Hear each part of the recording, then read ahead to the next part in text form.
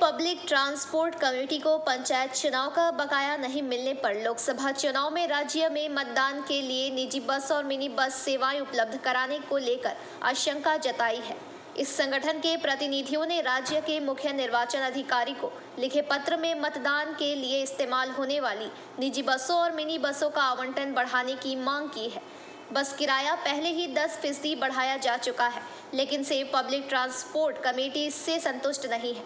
उन्होंने मांग की कि उम्मीदवारों का आवंटन बढ़ गया है, चुनाव का आकस्मिक खर्च बढ़ गया है, लेकिन परिवहन क्षेत्र में आवश्यकता अनुसार आवंटन नहीं बढ़ाया गया।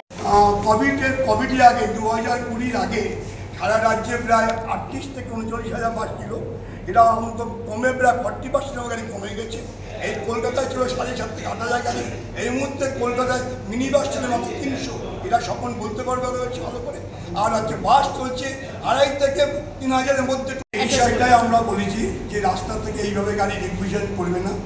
তার কারণ দুটো রিকুইজিশন হয়, একটা এসপি রিকুইজিশন হয়, একটা ডিএম রিকুইজিশন হয়। ডিএম রিকুইজিশন হয় ফর হচ্ছে যারা ইভিএম মেশিন যারা পরিচালনা করেন, আর এসপি রিকুইজিশন হয় পুলিশ বহন করার জন্য। এবং আমাদের দু রকম রিকুইজিশন নয়, একরকম রিকুইজিশন হোক।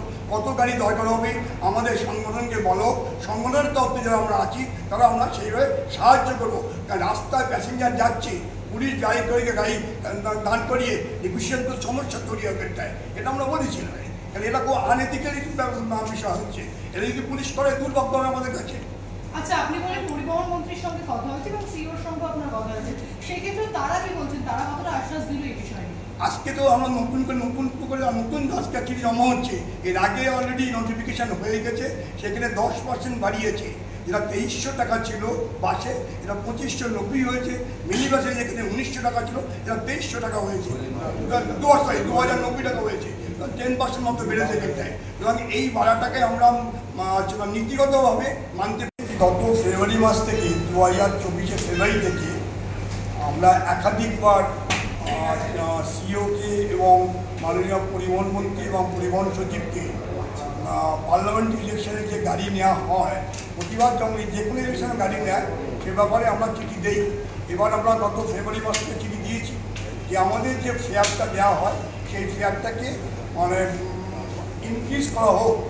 পার্শ্ববর্তী রাজ্যে যে ফেয়ার আছে সেই ফেয়ার থেকে আমরা বঞ্চিত হবো, এটা আমাদের দাবি।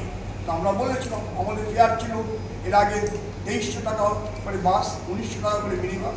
আমরা সেখানে 4,000 টাকা বাস দিয়েছি, আর 3500 টাকা আমরা মিনি বাস দিয়েছি। শ্রমিকদের ফুডিং চার্জ আমরা 500 টাকা করে চেয়েছি এবং নাইট অ্যালাউন্স চেয়েছি। এবং তার সঙ্গে আমরা বলেছি যখন গাড়ি আমরা দেবো। Bureau report PBTV news.